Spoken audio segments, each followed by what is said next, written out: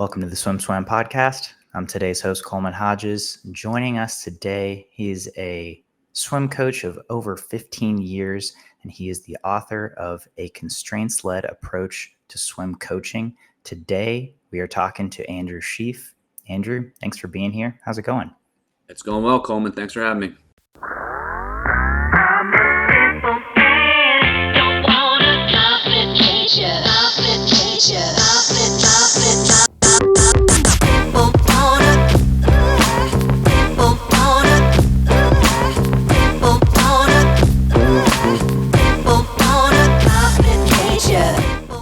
This episode of the Swim Swam podcast is sponsored by Commit Swimming, Swim Swam's exclusive team management software partner. Since 2015, Commit has been providing coaches with swimming's leading workout management software. And now, Commit has team management software too. Commit wants to help you make the switch from Team Unify to a simpler, more powerful solution. Their onboarding and customer service team will walk you through every step of the way. Check them out at commitswimming.com to book your demo today. That's COMMIT swimming.com. We're getting into the nitty gritty today. We're talking about technique and ways that not only to improve your technique, but maybe to apply it to race strategies and just your overall swimming. But you published this book.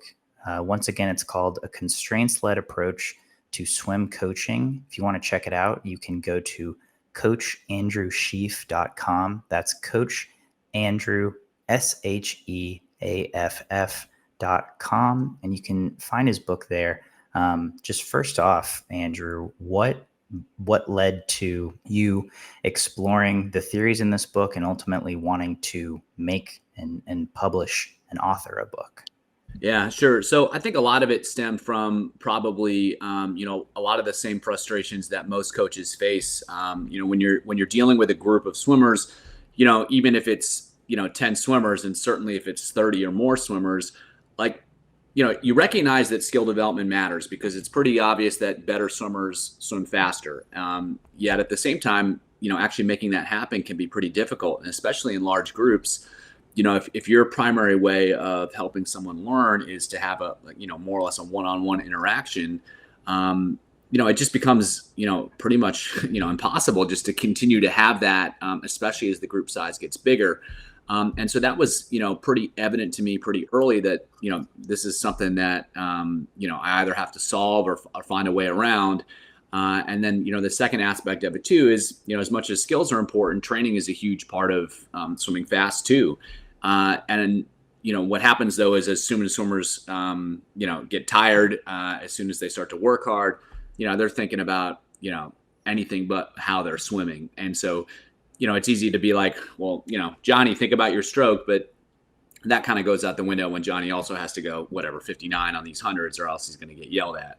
So, it just became, pretty obvious to me that these kids have to be fit if they want to swim fast, but they also have to have great skills. And sometimes it works against, they can work against each other. And then also, again, like with the large group setting, that becomes even more challenging to manage. And so I was just, looking for ways to find or looking for ways to help swimmers learn skills more effectively. And, I just started reading a lot, and then, came across, some of these ideas that were, more theoretical. Reached out to some of the researchers, established, a relationship with them, continued to kind of work on this stuff.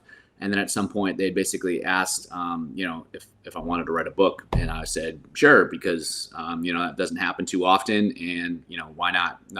Probably nothing bad is going to come out of that. And so, in terms of where the impetus for the ideas, it's basically just, the challenges that coaches face and trying to find a better way. And that, one thing led to another, and the opportunity kind of presented itself.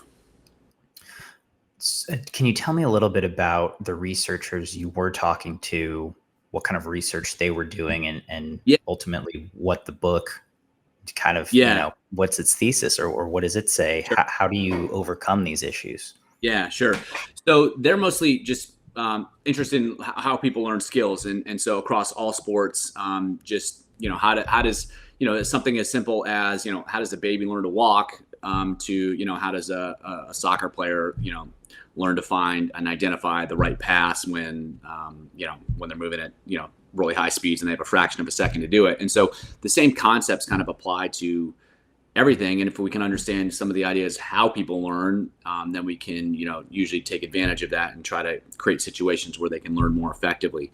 And so the basic idea, in kind of in terms of how I think about things now is, as much as possible, we want to give people activities that kind of help them learn, as opposed to just telling them, again, Johnny, bend your elbow to 90 degrees. No, that was 92 degrees, making sure it's 90 degrees. Those type of things. And that kind of solves that problem, because if we give them something that they all can do at the same time, that helps them figure out a better way to swim through the water. And, that takes care of the numbers issue. And then also you just have them do it fast and you have them do it hard. And that kind of takes care of the training thing. And so, and these are strategies that coaches have been using, for, since coaching has started. But it's, the idea is that instead of using them in isolation, you can take that approach to everything. And so like a really simple example that most coaches are probably familiar with, you can sit there and tell swimmers to focus on their breathing, until you're blue in the face, or you can have them swim with a paddle on their head. And then if every time they lift their head to breathe or pull their head to the side to breathe, that paddle is going to come right off. And so that's instant feedback for them that, hey, this is, the strategy I'm using to breathe is not effective. And I, as a coach, don't have to sit there and be like, your head was too high, your head was too far to the right. The paddle tells them that eventually. And that's, one example of that. But for pretty much every skill that you want, you can come up with some sort of way to make that happen. And again, like now we can start to integrate those things into hard work. We can help swimmers learn lots of different skills at the same time, without having to directly coach or like sit down and give one-on-one feedback over and over and over again to try to create a change. And so the book is kind of laying out, the thought process behind that, and then a lot of different examples of how to make that happen. So in terms of implementing these changes, I think it's all about kind of efficiency, right? Mm-hmm. It's things that are giving instant feedback, but yeah. I think a lot of, especially on the club side, coaches, will take time once a week, once a month at the beginning of the season to like really try to nail down technique, right? And have specific times where it's like, okay, we're gonna focus on this one thing, whether it's drills, skills, technique, whatever it is, and then and then you have the time where, okay, it's hard training, right? Do you find that those times are effective in terms of actually getting kids to retain information and be able to implement it into those hard training sessions? Or and if so, have you found a balance that works generally for what you're trying to accomplish in this? Yeah. So I guess the short answer is no, probably not. Because the reality is if you have someone execute a skill at slow speeds without any fatigue, that has nothing to do with what they have to do on the last quarter of their race when they're under pressure. And so to me, I think that's one of the biggest issues, is that there's a disconnect between what's considered skill development and what's considered training. And in most cases, it's like we're going to take a week at the beginning of the year to work on our skills, and then we're going to just start training. And, for the most part, that doesn't show up. And so for me, the way I kind of think about it, first is you kind of have to start the season with what do you actually want to accomplish? Like what, and the other thing I think I see a lot is that skill development can be reactive. So like we go to a meet, the kids take 0 dolphin kicks off the wall, and then it's like, all right, we need to work on dolphin kicking. Whereas, in the beginning of the season, really, you should kind of know that this is something that needs to get better, and we need to start working on that right away. And so the approach that I think is more effective is, right at the beginning, you identify what you want to improve, and then you work on that really hard for, a couple of weeks to make sure that they understand what needs to happen. And then over time, you just do the same things, but you start adding speed, you start adding volume, you start adding, fatigue, you start doing those things under pressure. And so, that's why I think it's important to pick activities that can be trained, so that when you go through the season, you can just do those things in addition to, regular full stroke swimming, and do those things under pressure and do those things faster, because that's how it kind of all works together. So like an example is if, let's say you realize that your kids, are just spinning when they're racing. And so their stroke counts are way too high. So, you start off the season and you just have them do, all right, we're going to count our strokes. It's going to be super simple. I don't care how fast it is. It's not going to be hard. But then once they get the hang of that, now over the course of the season, we're starting to do those things. All right, you need to count your strokes. There needs to be a certain stroke count number, but we're going to go fast. And then we're going to do it for longer distances. And then we're going to do it, over fatigue or with fatigue. So that way, that skill that you're trying to develop is built into the training. And there's no guarantees, but it's a lot more likely that that's going to show up than as if you just did, 2 weeks of DPS and now we're going to train for 6 months or whatever. Like that usually doesn't work out very well. So I think kind of thinking about those things as happening at the same time and just doing whatever skills you're trying to develop, just do them under pressure as you go. That way you can kind of integrate those two things. And of course, if you're working really hard and you're trying to execute skills hard when you're going fast, well, that's probably going to improve your speed. If you're doing that over long distances, it's probably going to improve your endurance. So you get the fitness too. I love that. I really appreciate you taking us through that, because I feel like that was a disconnect for me as a swimmer. Yeah. And I think even as a coach, I think that was kind of how the clubs were running for the most part. That seemed like things weren't sticking, right? And I'm guessing that was one inciting incident for you writing this book. Yeah, that was a big thing. Like I talked about earlier, it's like that disconnect between training and swimming. And to your point, where that shows up is things don't stick. And that's, what's the point of doing it in the beginning if it doesn't stick? Like if it doesn't show up in races, that's all that matters. And so something along the way wasn't effective if it's not showing up in races. Mm-hmm. Mm-hmm. So going back to the book and going back, things sticking, a constraints-led approach to swim coaching. Can you break down the title for me? What does it mean to have a constraints-led approach?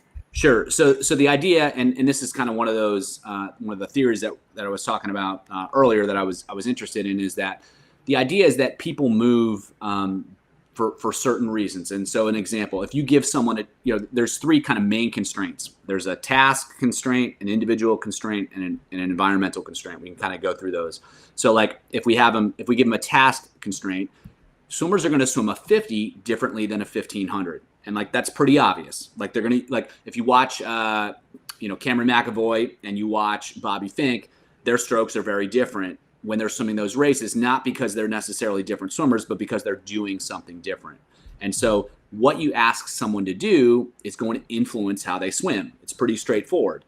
And likewise, it's not just the distance, but if we ask the same swimmer to go 30 seconds for a 50 versus 40 seconds for a 50, that's probably going to look different too. Like their rate's going to be higher. They're going to swim it a little bit differently. And the same thing is like if you ask them to take 30 strokes versus 40 strokes, for a 50, then that's going to look different as well. And so anytime you ask them to swim something differently, it's influencing their skills. And when you can appreciate how it's influencing their skills, then you can start to leverage it. So another example, it's like if you have them breathe every stroke versus breathe every 4, that's probably going to have a different rhythm to it. If you have them go, obviously if you tell them to swim freestyle, they're going to swim it differently than if you tell them to swim butterfly, or if you tell them to swim it differently if you have them go 2 kicks, 1 pull breaststroke. That changes how they swim. So whenever you ask them to do something differently, you can influence how they swim, and that's a point of leverage.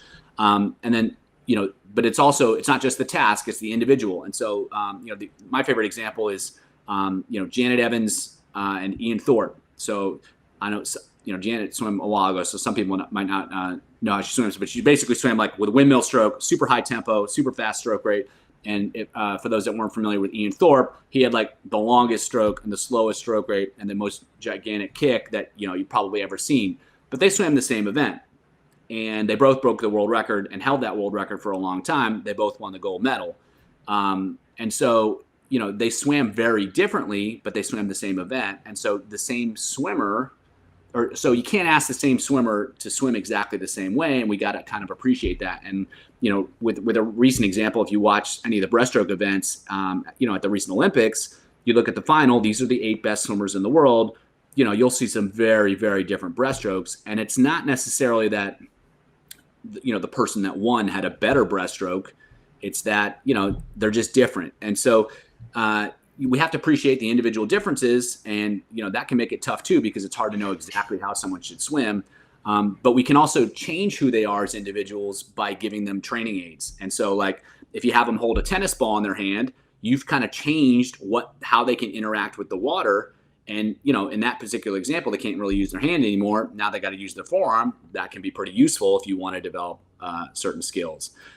So changing the individual is possible too by using, training equipment in different ways. And then the last one's kind of the environment, which in swimming probably isn't the biggest influence. There's certainly a difference between long course and short course. And we can use that, to our advantage if we want to, but for the most part, that's not as much of an issue. But if we can start changing the individual, or we can change what we asked them to do, then that's how we can really influence how they swim. And if we can influence how they swim, we can influence how they swim for the better if we give them the right things to do. Yeah. So on that note of giving these swimmers the right things to do, have you been able to see ripple effects? See these techniques pay off as you've put out this book and, spoken about it with different coaches and swimmers and tried to implement these techniques with yourself and with other teams as well. Yeah. And I think what's cool to me is like when I hear back from a coach, I'm like, I've been trying to fix X, Y, and Z, and then I did it in 5 minutes. And like, to me, like, that's how, that's when you've used a good strategy, is when you can get change really, really fast. And so for me, the goal is always like, how can I accumulate those strategies that work really fast and then, provide them to other people.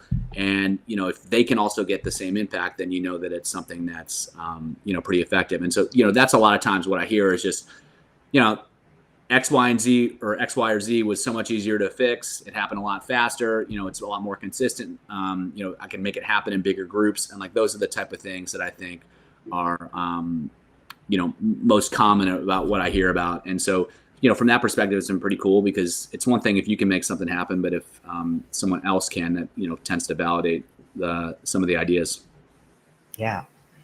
Yeah, absolutely. Like you said, like if it works for you, that's great. But if everyone's so different, if you can get it to work for other people, then it's really okay. Yeah, we're on something. There's something. Yeah. I love this idea. I really enjoy this concept. As someone who coached club for 10 plus years, I very much appreciate, training smarter, not harder. I doing long yardage in practices that's kind of mindless is never something that resonated with me a ton, but doing things that are intellectually stimulating for both the coach and the athlete, as well as getting that instant feedback, was always something that I very much appreciated. And it always seemed just more engaging to me. Yeah.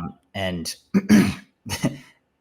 therefore it was more fun for me, and I think the athletes, and then it just made them want to swim more. Right. Exactly. And then that's a great point, is that like, a lot of times in swimming, it's hard, is like they put in all this work and they have to wait 3 months or whatever it is to see some sort of result. But if you can help them make like, concrete, tangible progress in practice, where like they can, if they're just going back to the breathing example, if they're, they're just waiting for you to tell them if it was right or not, and they can't really tell the difference, like, and you're like, yeah, that was good. Like, that's not the same sense of accomplishment as if, 2 weeks ago they couldn't keep the paddle on the head, now they can. Like, that's something that's much more concrete. And to your point, it's a lot more engaging, and it's more rewarding and more fun, because they can see the progress a little bit more tangibly, and that's ultimately what is what keeps people swimming, is they want to see progress, and they want to see real progress. Yeah, absolutely. And progress is fun, right? If you have things to keep improving on, and you can see that Right. improvement. Right. Um, Right. yeah, it becomes a lot more fun. So I'm curious, you've coached you've at UVA, Hmm. were NCAA national champions. Now you're in Richmond, working with a club team there and working with clubs all over the country as well. Um, what are the differences you see between, a very, very high level collegiate swimmer, and then maybe a club swimmer who's in high school or middle school, who's the fundamentals you're working on, I'm guessing, are different. Are you using different techniques or different ways of engaging and of instant feedback, or is it pretty similar from the club to the college level? Yeah, yeah. In a lot of ways, I think the concepts and the general idea is very similar. What's different is, they just have different ability levels, and so what you would ask of them, might not be the same. We'll just stick with that same example. It's like if they've never done the paddle on their head drill, then just basically doing that and not even worrying about breathing and just being able to like swim 6 strokes without having it come off might be what they need to do. Whereas, an elite athlete, we might be going, fast sprints where they've got to breathe every stroke and still try to keep that on. And so, and that's just kind of like a way to think about it is like whether they're, a novice 10-year-old or they're an elite athlete, they still have to get better at the basics because the basics are what create speed. It's just the degree of challenge that's going to be different. And that's where you adjust what you're having them do and how difficult that version is. And so I think it's really pretty similar. It's just you're matching what you're asking them to do with what they can do. And when they're successful, you just have to continue to find ways to make what you're asking them to do more difficult. And in many ways, that's similar to what training is a 10-year-old is going to have to do some basic endurance training, and they're probably going to do a little bit of sprint training. But what that looks like for someone that's preparing for the Olympics and what that looks for a 10-year-old are going to be pretty different, but the same idea is there. One version is just significantly more challenging than the other. Yeah. And in terms of your personal coaching, then, is there a certain age group that you've enjoyed, kind of once you've written the book and, nailed down some of these concepts or just gotten a better idea and more comfortable with them? Yeah. Is there a certain group that you've really appreciated working with more now that you are able to maybe do so a little bit more effectively? I think, to me, what I like to see is, progress. And so that to me is what's always fun. And so I think what's cool is different groups of swimmers present just kind of different challenges, and you're trying to solve slightly different problems. And so for me, that's fun. So I don't necessarily know that I have a preference in terms of who I like to work with. My skill set is maybe not teaching someone to swim for the first time. I don't know that that's where I would shine, but once they have the basic skills, I'm pretty comfortable and enjoy kind of working spectrum because again, you're just kind of, it's like for me as a coach, it's kind of like a puzzle, and you're trying to figure out what you have to have, the athletes in front of you do in order to get them to, help them understand the ways that are going to help them move through the water faster. And that's going to look a little bit different, but you have to kind of figure out that puzzle. And that's what's exciting for me. And certainly seeing them, like you said, like you talked about earlier, that engagement and that reward when they make it happen, that's fun for me as well. And obviously in swimming, you have so many different events and styles of training when you're focusing on whatever event. You're going to train differently for 100 freestyle than you will for a 200 fly. Right. You might for a 500 free or a mile. For you personally, just as a coach, do you have a wheelhouse of training that you have preferred, or that, maybe you preferred at one point or you prefer now?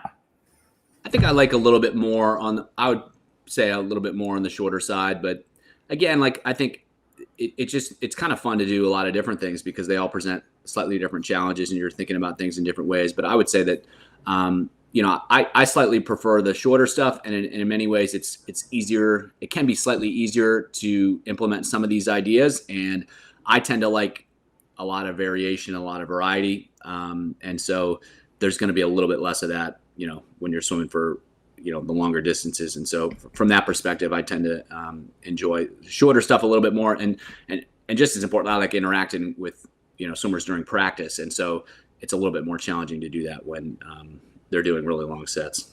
You've been on the road a bit in the last few weeks as well. Have you seen these skills or these skill development play out in a way that you feel like is manageable and athletes and coaches can use moving forward, even, when you're not there to present them? Sure. Yeah. And in many ways, like I mentioned earlier, there's strategies that coaches, for the most part, are using in some way already. And so I think it's just about thinking about things in slightly different ways so that you can start to, once you see how it works in one area for one skill, it's like, all right, well, what are some of the things I've seen that can kind of work that way, and, applying them across different strokes and different skills. And so it's, in many ways, it's pretty intuitive. You just have to start thinking about things in a little bit different way. And for me, what was really valuable, it's like, all right, if I had to help someone learn this and I couldn't really talk to them very much, what would I do? And then you start thinking about, all right, well, what are the kind of positions that they need to be in? What kind of reinforces that? What drills am I aware of, or what strategies am I aware of that, kind of get them in the right ballpark? And for the most part, like, most of the things I use, I didn't like invent or, are pretty much more or less common knowledge. It's just kind of like, how do you use those things? And once you kind of see things in a little bit different perspective, it's pretty easy to implement all of it. Mm-hmm. Yeah. Do you have coaches that you bounce ideas off of, or peers that, when you're thinking about these, when you're like, okay, drills, skills, how can they be applied? Do you have certain coaches that either, I guess, you talk to and bounce ideas off of, or just formative coaches that had a big influence on the way you think about the sport now?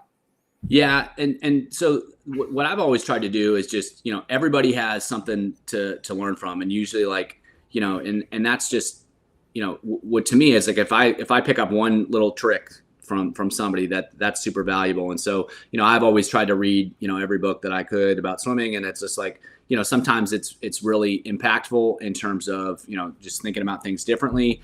And then sometimes it's, the one little trick that makes all the difference. And so a lot of times, there are certainly coaches now that I talk to about, what are they trying to do to solve certain problems. And then two, a lot of it is just trying stuff. And you're just like, I heard about this. Let's see what, that sounds like it's reasonable. Let me give this a shot and see what happens. In terms of, the other people that have been formative, Ernie McGleesko was a big influence on me. He wrote the book Swimming Fastest. Well, there was 3 of them a long time ago. Were pretty popular books. And then, pretty much every coach I've worked with at some point, you just see them do things, and that is influential, certainly in obvious ways and in ways that aren't obvious, just because, you're just picking up little things that you don't even realize you're learning that, can be really impactful as well. And so, I think just, like you said, having peers to talk to is really important. And then just keeping your eyes open and paying attention has been really helpful for me.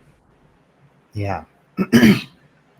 Yeah. I mean, I feel like it's so fun going to any really swimming competition, because you get to interact with so many different coaches, and you can talk shop and get different ideas from people. And, even if you pick up a different drill or like one little thing, it's like, okay, right. I really feel like I've gained something now. I've right. put one more tool in my arsenal.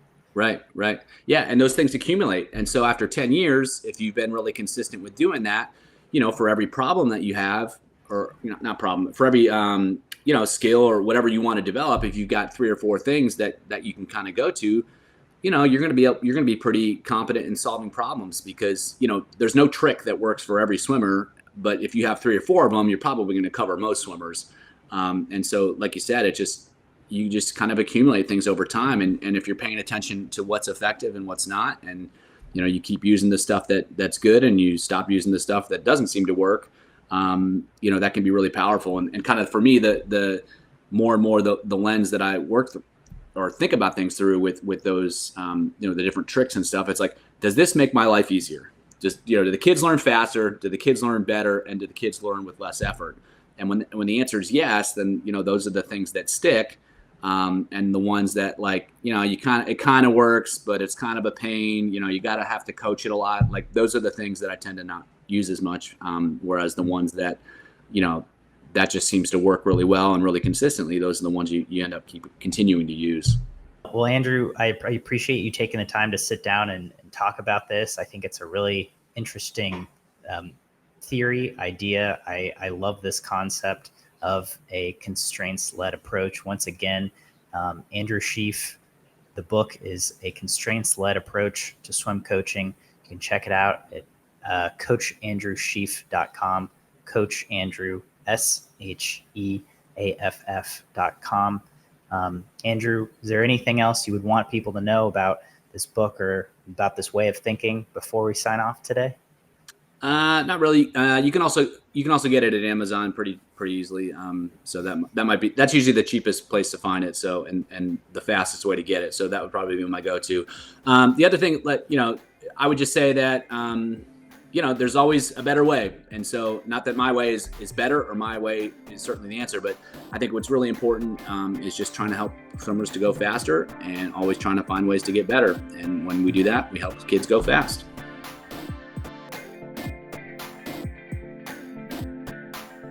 You've been listening to the Swim Swam podcast. Stay tuned for new episodes every week. You can take Swim Swam podcast on the go by subscribing on your favorite podcast platform. Look for links in the description below, and be sure to subscribe to our YouTube channel for more videos as well.